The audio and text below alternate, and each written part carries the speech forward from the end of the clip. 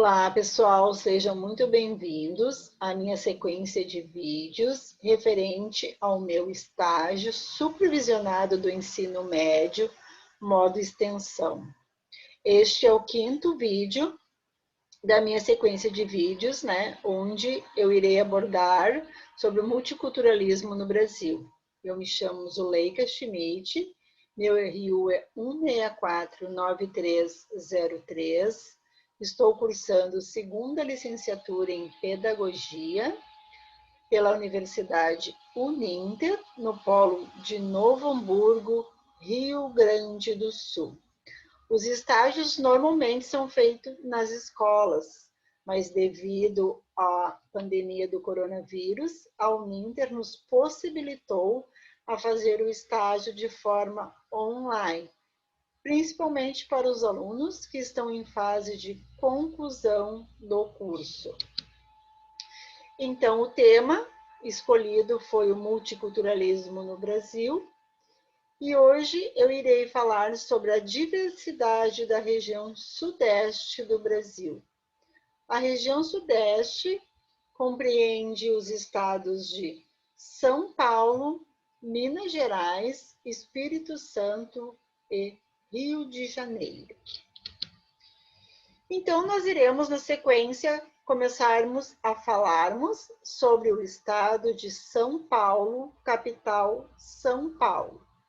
A história de São Paulo iniciou-se no século XVI, com a chegada de navegadores portugueses e espanhóis. Com o descobrimento do Brasil, no entanto, apenas em 1532, o português Martim Afonso de Souza iria fundar a primeira povoação de origem europeia na América. A vila de São Vicente, na atual Baixada Santista, realizando também as primeiras eleições em continente americano, no século XVII, os bandeirantes paulistas intensificaram a exploração do interior da colônia, o que acabou por expandir os domínios territoriais dos portugueses na América do Sul. Após a instituição da capitania de São Paulo no século XVIII, a região começa a ganhar peso político. São Paulo, no entanto, só conseguiu crescimento econômico e populacional após a independência.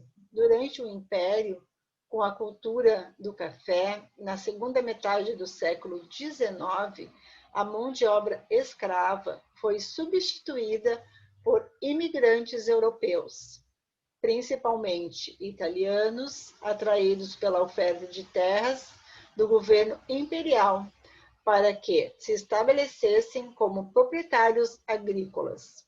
A expansão da cultura cafeeira impulsionou o crescimento econômico de São Paulo e a construção de ferrovias. Essas eram utilizadas para levar a produção até o Porto de Santos, de onde seria exportada para a Europa e Estados Unidos. Durante o século XX, o Estado continuou a ter grande desenvolvimento econômico, especialmente no setor industrial. Aumentou consideravelmente sua população e conquistou a posição de principal força produtiva do país. Sob o regime de Vargas, o Estado é um dos primeiros a iniciar um processo de industrialização e sua população se torna uma das mais urbanas da federação.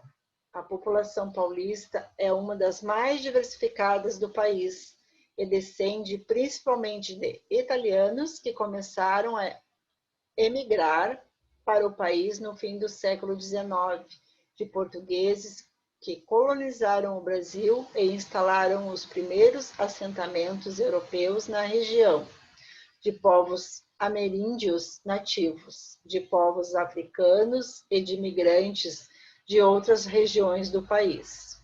Outras grandes correntes imigratórias, como de árabes, alemães, espanhóis, japoneses e chineses, também tiveram presença significativa na composição étnica da população local.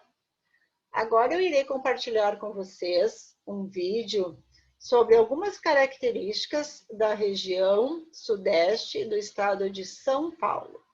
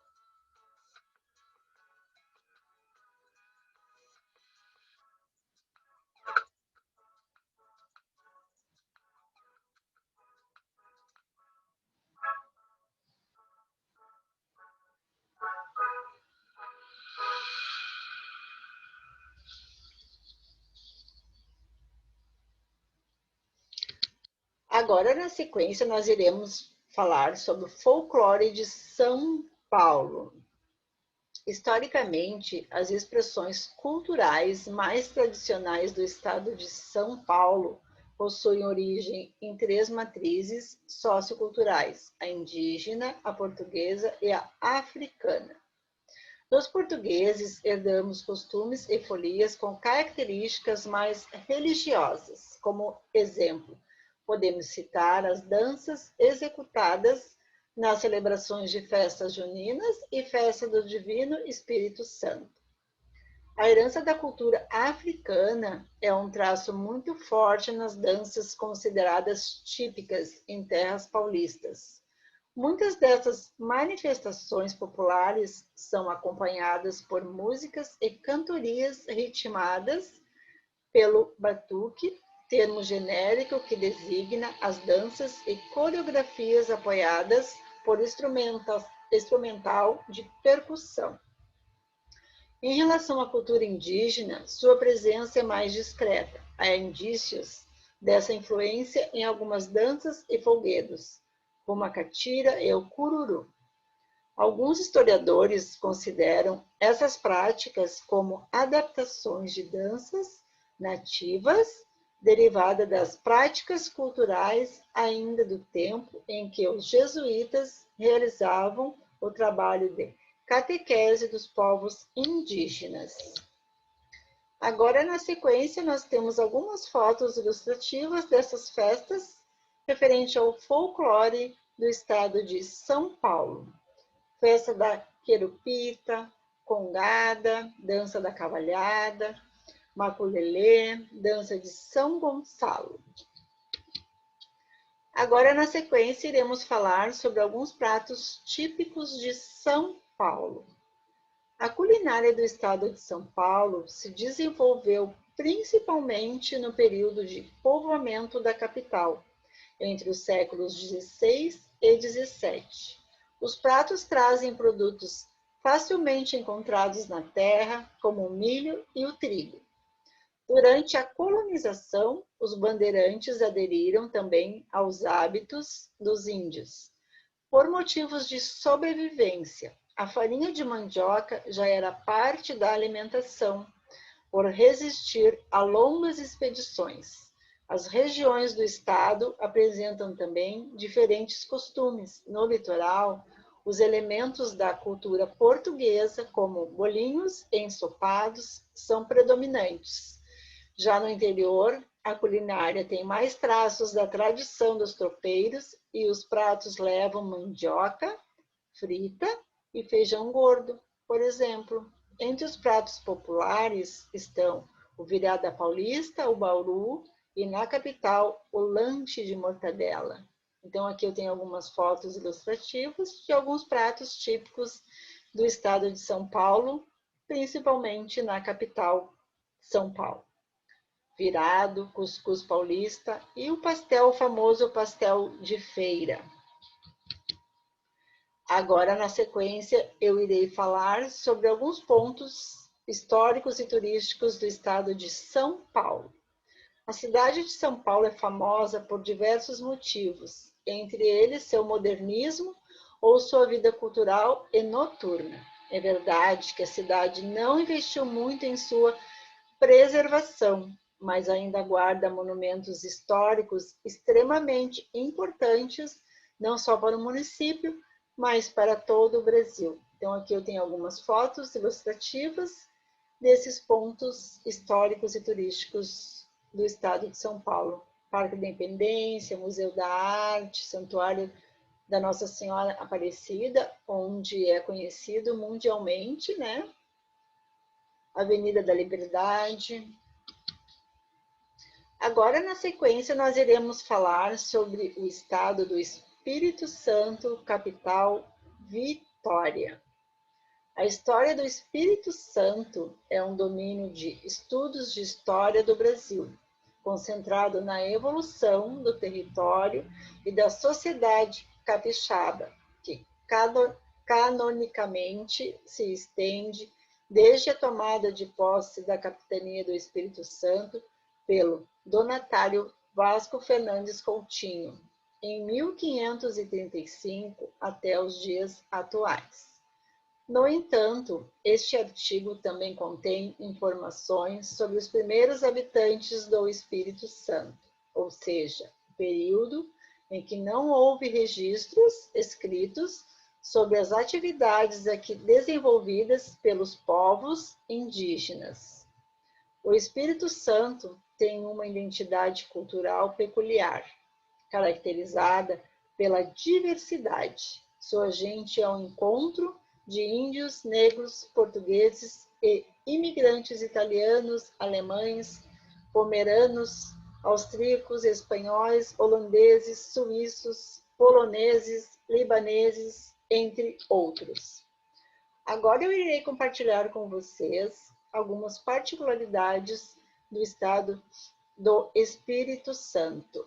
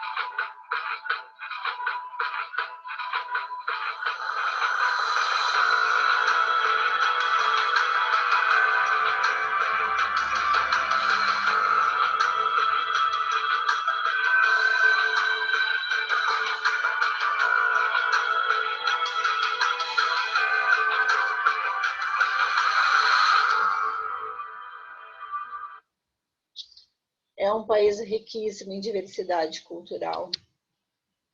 Agora, na sequência, iremos falar sobre o folclore do Espírito Santo. No Espírito Santo, são manifestações folclóricas, por exemplo, as bandas de Congo, as puxadas de mastro, as cantigas de roda, o ticumbi e o alardo, as receitas de medicina popular à base de ervas, as crendices e superstições, o jongo, as panelas de barro e outros produtos do nosso artesanato. Então, aqui eu tenho algumas fotos ilustrativas dessas festas típicas do estado do Espírito Santo: tucumbi, pastorinhas, alardo e bandas de congos. Na sequência, iremos destacar alguns pratos típicos do estado do Espírito Santo.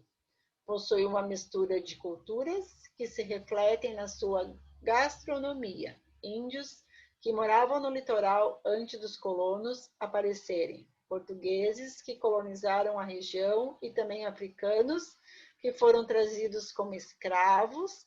Veja alguns dos pratos típicos do Espírito Santo. O siri é um dos ingredientes característicos do Espírito Santo, e desde a captura até o preparo do crustáceo, os capixabas mantêm tradições que vêm dos indígenas.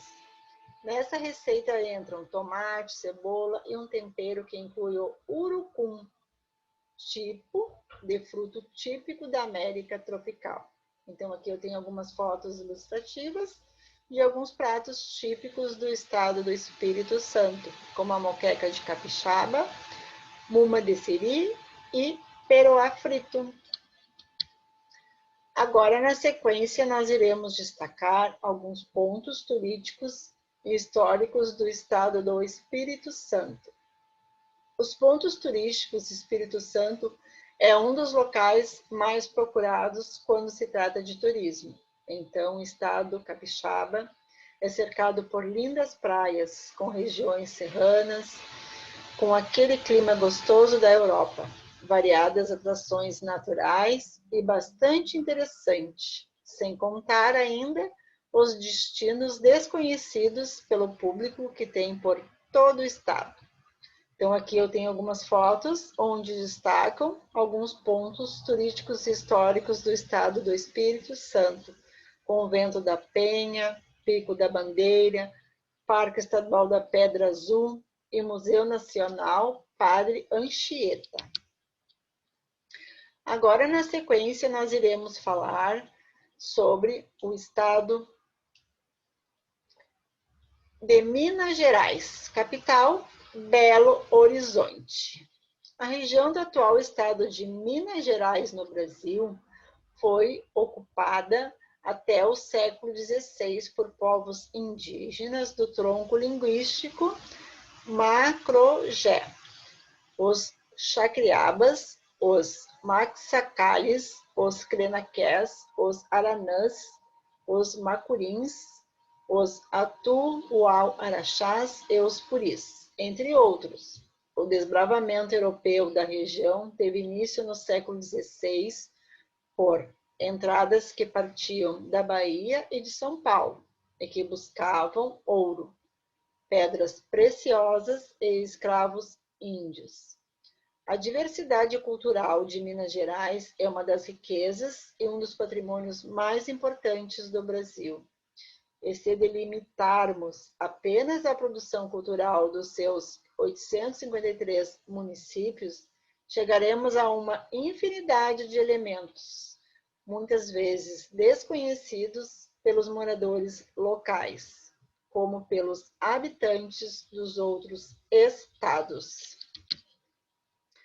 Agora eu irei compartilhar com vocês um vídeo referente a algumas características do estado de Minas Gerais.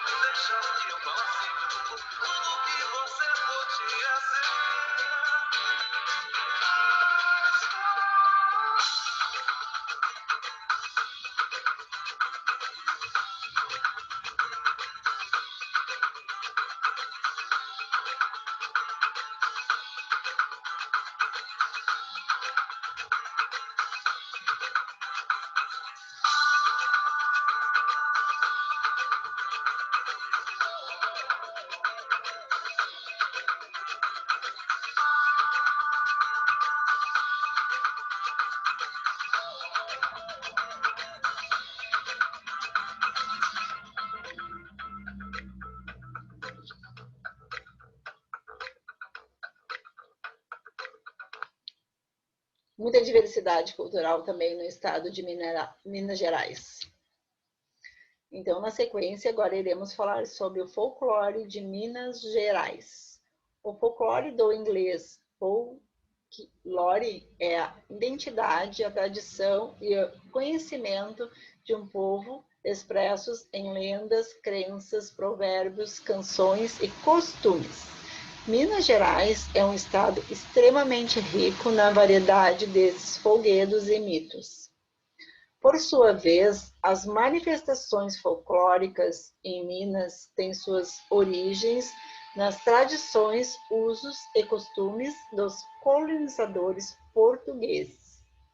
Com forte influência das culturas indígena e africana, essas influências estão guardadas nos objetos de artesanato, na culinária e danças típicas, nas músicas, na linguagem e literatura oral, na medicina popular e nas festas com manifestações populares tradicionais. Curupira, o protetor das florestas, Iara, a mãe das águas, o caboclinho d'água, no Velho Chico, o Saci Pererê, como a mula sem cabeça, povoam o imaginário popular, além das diversas noivas que aparecem em Belo Horizonte, como a do Bonfim e mesmo em Juiz de Fora. Aqui, então, eu trago algumas ilustrações, né, fotos ilustrativas referente a essas festas do Rosário, Folia de Reis e Festa do Reinado. Agora, na sequência, eu irei trazer alguns pratos típicos de Minas Gerais.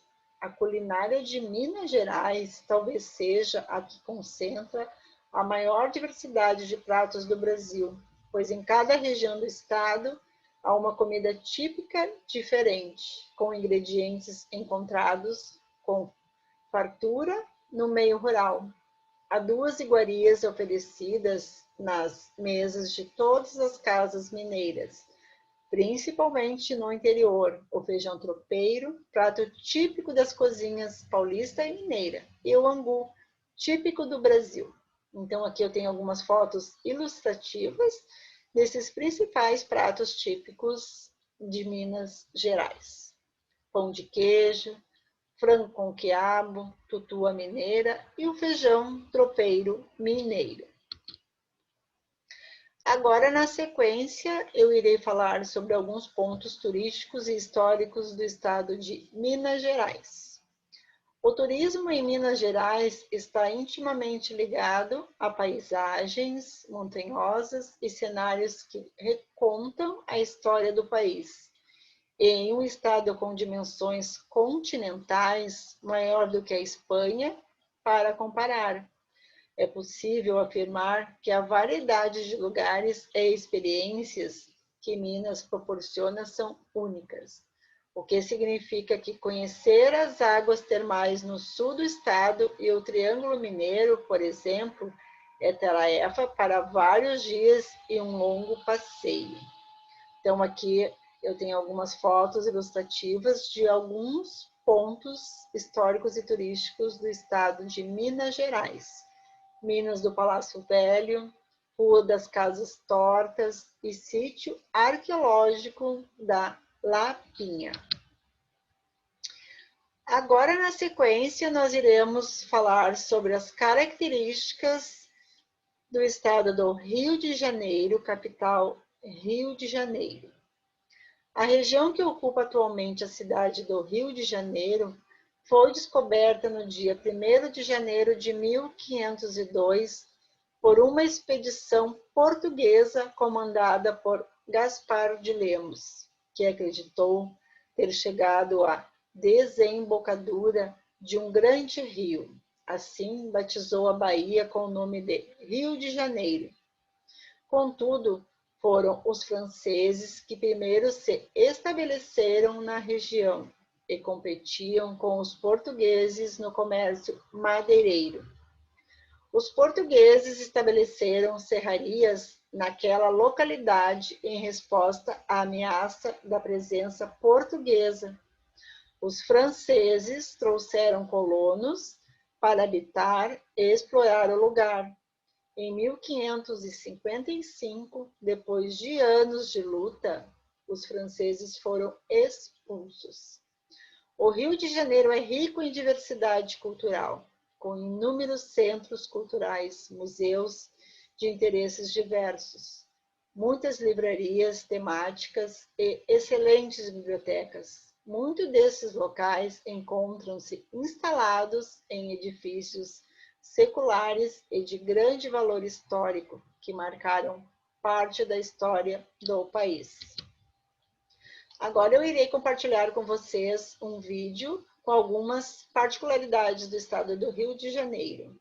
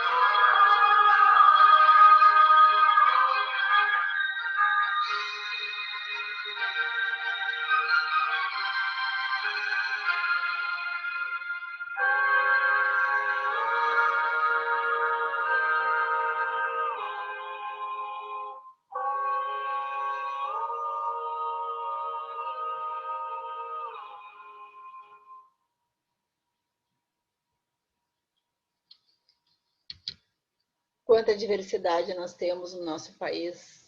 Agora eu irei abordar, na sequência, referente ao folclore do estado do Rio de Janeiro. Entre as lendas típicas do Rio de Janeiro, a mais popular é a da esfinge carioca, um mito indígena que afirma que a famosa pedra da Guanabara foi um índio que matou uma jovem índia e que, como castigo, foi transformado em pedra pelo deus Nanderu e obrigado a viajar à Bahia. O folclore carioca também é muito preservado na cidade histórica de Paraty. Por lá, as crianças por lá, populares, as cirandas, acontecem nas vilas de pescadores e contam como as danças Flor do Mar, Chibá, Cateretê e Caranguejo. Então, aqui eu tenho algumas fotos ilustrativas referente a esses folclore, né, essas festas do folclore do estado do Rio de Janeiro. Lenda do Amoroso, Luta dos Amores, Esfinge Carioca e Cirandas de Paraty. Agora, na sequência, eu irei falar sobre alguns pratos típicos do Rio de Janeiro. Então, a culinária do Rio de Janeiro, também conhecida como culinária carioca e culinária fluminense, é consolidada principalmente por influências dos portugueses, indígenas e africanos, mas também recebeu bastante influência dos demais povos europeus, principalmente dos italianos, espanhóis e alemães, especialmente nas últimas décadas. Passou-se a adaptar pratos tradicionais de imigrantes sírios, libaneses, árabes, chineses, coreanos, japoneses e suíços à cultura local, utilizando ingredientes brasileiros. Aí aqui eu tenho algumas fotos ilustrativas desses pratos típicos do estado do Rio de Janeiro, como chuvisco, filé azul da aranha, feijoada e o bolinho de bacalhau. Na sequência, eu irei falar sobre o turismo, né, e os pontos históricos do estado do Rio de Janeiro. O turismo no estado do Rio de Janeiro oferece diversas atrações históricas, naturais e culturais. A capital fluminense é internacionalmente conhecida pela beleza de suas praias e morros, além de ser um grande polo de turismo cultural, contemplada por diversos museus, teatros e casas de espetáculos. Segundo a Embratur, é o destino mais procurado pelos turistas estrangeiros que visitam o Brasil a lazer, e o segundo colocado no turismo de negócios e eventos. Abriga também as maiores florestas urbanas do mundo, no Parque Estadual da Pedra Branca. O Cristo Redentor eleito, uma das 7 maravilhas do mundo moderno, o Morro de Pão de Açúcar, com seu famoso teleférico, a Lagoa Rodrigo de Freitas, as praias de Copacabana, Ipanema e Barra da Tijuca, a Floresta da Tijuca, a Quinta da Boa Vista, o Jardim Botânico, o Largo do Boticário, a Cinelândia e o Estádio do Maracanã estão entre os principais pontos de visitação. Entre os maiores eventos do calendário carioca, destacam-se o Carnaval, o Festival Internacional de Cinema, a Mostra do Filme Livre, a Bienal do Livro, o Fashion Rio, o Anânima Mundi e a Festa do Réveillon em Copacabana. Quanto aos pontos de referência do turismo cultural, podem-se elencar, entre tantos, o Museu Histórico Nacional, o Museu Nacional das Belas Artes, a Biblioteca Nacional, o Museu de Arte Moderna, o Real Gabinete Português de Leitura, o Palácio do Catete, o Teatro Municipal e o Rio Centro. A região serrana conta com a histórica cidade de Petrópolis, com Teresópolis, Nova Friburgo, a vila de Visconde de Mauá, no município de Resende, e Penedo, no município de Itatiaia, como refúgios de inverno para se esconder e, ao mesmo tempo, aproveitar do frio. O litoral, que conta com cidades como a capital do Rio de Janeiro, Niterói, também é um grande atrativo do estado. Niterói, com seus monumentos futuristas e naturais, a região dos lagos, com Cabo Frio, Búzios e Rio das Ostras, Ilha Grande e os outros locais atraem pessoas do mundo todo, com suas praias e monumentos. Em julho de 2012, sua paisagem foi eleita como Patrimônio Nacional da Humanidade. Aqui eu tenho algumas fotos ilustrativas de alguns pontos históricos do estado do Rio de Janeiro. Parque Lage, Ipanema, Cristo Redentor, Forte de Copacabana e um Museu do Amanhã. Agora iremos falar referente ao Carnaval do Rio de Janeiro, que é um fato histórico conhecido no mundo todo, onde se manifesta várias diversidades culturais do Brasil. Então, o Carnaval do Rio de Janeiro é uma festa popular de cunho religioso e histórico-social, realizada durante 5 dias consecutivos no mês de fevereiro desde 1893, com a criação do primeiro rancho carnavalesco, o Rei de Ouros, pelo pernambucano Hilário Jovino Ferreira. Este festival é considerado o maior carnaval do mundo pelo Livro dos Recordes. Trata-se de uma celebração mundialmente famosa, constituída por diferentes tipos de manifestações culturais, como desfiles de escolas de samba, bailes de máscaras, festas móveis dos blocos de embalos seguidos por seus foliões fantasiados e ainda bandas de rua e blocos de enredo, escolas de samba de pequeno porte chamados de cordoões. Também se caracteriza pela irreverência e banalidade pelos nomes de duplo sentido, especialmente dos blocos, e pela diversidade cultural, musical e sexual. O desfile competitivo das escolas de samba foi realizado pelo jornalista Mário Filho, irmão do dramaturgo Nelson Rodrigues, e pernambucano, assim como Hilário Jovino.